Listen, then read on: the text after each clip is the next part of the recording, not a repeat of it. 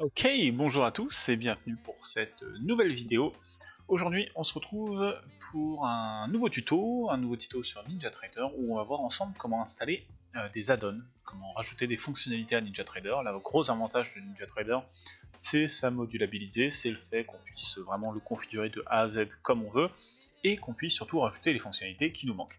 Donc comme j'en ai parlé dans les tutos précédents, moi j'ai rajouté des fonctionnalités. La VWAP c'est une fonctionnalité que j'ai rajoutée sur NinjaTrader. Le Cumulative Delta c'est une fonctionnalité que j'ai rajoutée également sur NinjaTrader.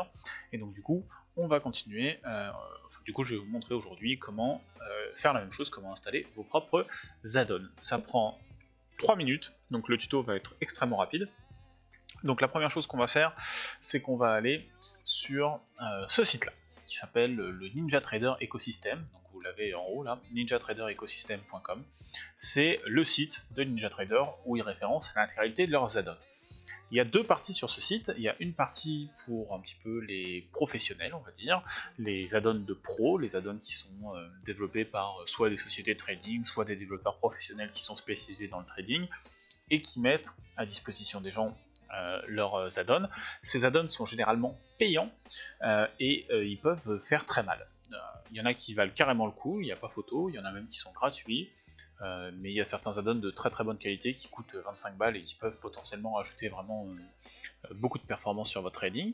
C'est pas la majorité, la plupart coûtent beaucoup plus cher que ça, et surtout la plupart ont leur équivalent gratuit qui est développé par la communauté. Et donc ça peut être, c'est souvent plus utile d'aller sur la partie communauté. Donc je vais vous montrer. Donc quand vous êtes ici, vous rentrez pas la recherche ici, parce que la recherche ici c'est pas forcément le plus pertinent. Vous allez ici, et quand vous allez sur la petite loupe, vous avez deux options. Vous avez l'option soit Apps and Services, donc ça va être la partie professionnelle, celle que je vous dis, la partie professionnelle, je vais vous ouvrir aussi. Et sinon vous avez User App Share, donc ça c'est la partie plus communauté. Quand vous cliquez dessus, il va tester votre browser, forcément, voilà. Et donc, souvent là, celles-ci, elles sont un petit peu, celles-ci, elles sont payantes. Alors des fois, vous avez marqué free, mais par exemple, si je clique sur celle-ci, Agree and Continue, en fait, ça m'ouvre une nouvelle fenêtre, ça m'envoie chez quelqu'un d'autre. Et si je regarde, je pense que ça doit être payant. Voilà, 210$ par mois, 180$ par mois sur 6 mois, et ainsi de suite. Donc ça, c'est un add-on qui est payant, d'accord. Donc généralement, je vous déconseille d'aller sur, je sais pas que je vous le déconseille, je trouve que c'est moins pertinent, c'est moins intéressant. Moi, j'ai pas eu besoin pour l'instant de payer pour des add-ons payants. Donc voilà. Donc ça, c'est la partie pro. Et ensuite, vous avez la deuxième partie qui est le User App Share. Donc quand vous êtes ici, c'est User App Share, c'est la partie communauté. Et là, vous en avez qui sont gratuits souvent, enfin qui sont quasiment tous gratuits. Il y en a que quelques-uns qui sont payants. Et en fait, vous avez tout plein de choses. Donc par exemple, moi j'ai installé la VWAP.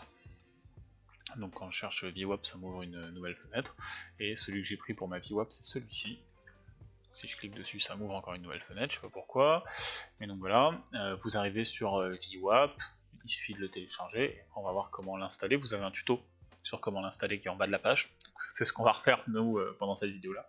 Mais si jamais vous avez besoin, voilà. Vous avez le nom de la personne par qui ça a été créé, la version NinjaTrader pour laquelle ça a été créé. Donc nous on tourne sur la version de NinjaTrader 8. Donc il vaut mieux faire celui-ci, la date de création, le nombre de téléchargements, enfin voilà, tout un tas de choses. Pour le coup, moi la VWAP je l'ai déjà, donc on va télécharger un add-on que j'ai pas, qui est Supertrend. Donc on va taper Supertrend dans la barre de recherche, ça va nous ouvrir une nouvelle fenêtre. Je vais prendre le premier, Supertrend NT8 de juillet 2023, qui fait que 6,9 kilobytes. Je vais cliquer dessus. Donc voilà, c'est exactement ce que je veux juste une Supertrend, vraiment tout ce qu'il y a de plus basique. Donc on a les mêmes informations, je vérifie bien que c'est pour la bonne version de NinjaTrader, la date de création, le nombre de téléchargements, et je vais télécharger ça. On appuie sur le bouton download, il nous dit attention, vous savez que potentiellement ça peut niquer votre logiciel, tout ça et tout, c'est pas de la faute de NinjaTrader si jamais ça nique tout.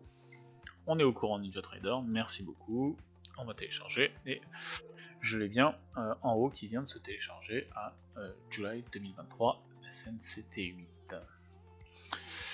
On va retourner maintenant sur NinjaTrader. Hop, hop, et hop. Et dans NinjaTrader, pour installer cet add-on, je vais aller cliquer sur Tools, juste là. J'ai Import, juste là, et NinjaScript Add-on. D'accord? Donc là, il suffit de cliquer là-dessus.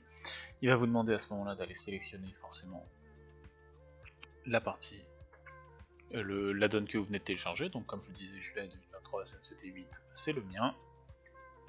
Je télécharge, je double-clique dessus tout simplement. Là, il l'installe. Et il me dit, NinjaTrader a bien réussi à importer tous les scripts qui étaient contenus dans cette archive. D'accord? Vous n'avez même pas besoin de décompresser l'archive ou quoi que ce soit, vous la balancez telle quelle à NinjaTrader et il fait le taf. D'accord? Vous vous embêtez pas, ne cherchez pas à comprendre, vous cliquez dessus et il vous l'installe. Des fois, il va vous mettre un message en vous disant, il existe une version plus récente de ce script. Généralement, moi je refuse qu'ils mettent le script, qu'ils changent le script. S'il y a une version plus récente du script, en général, je lui dis bah t'y touches pas, parce que c'est possible que par exemple l'add-on ait été développé pour la version, on va dire 8.000 de NinjaTrader, et vous êtes à la version 8.1.3 par exemple, et du coup vous avez une version plus récente des add-ons, des scripts de volume, mais ça sera normalement toujours compatible. Donc vous n'avez pas besoin de revenir sur des versions antérieures de vos scripts, donc quand il vous dit il y a une version plus récente qui est déjà installée, vous lui dites ok, bah on garde la version la plus récente, d'accord? Mais donc voilà, donc maintenant ça c'est installé. Je vais aller dans mes indicateurs sur ma chart de 1 minute, et normalement je dois avoir le super trend qui doit être en bas, super trend qui est juste là, et maintenant je peux l'ajouter, je le mets en indice, et du coup j'ai bien ma super trend qui apparaît sur mon graphique, qui est du coup qui est tout niqué aujourd'hui, je sais pas pourquoi j'ai un problème. Voilà, mais on a bien notre super trend qui apparaît en rouge, et donc on vient de rajouter une extension à NinjaTrader. Ça a pris 7 minutes et 9 secondes au moment où on se parle, donc ça a été très rapide, parce qu'en plus j'ai beaucoup parlé. Voilà, normalement c'est tout ce dont vous aviez besoin de savoir. Si vous avez des questions comme d'habitude, n'hésitez pas à les poser en commentaire, j'y réponds toujours avec le plus grand des plaisirs.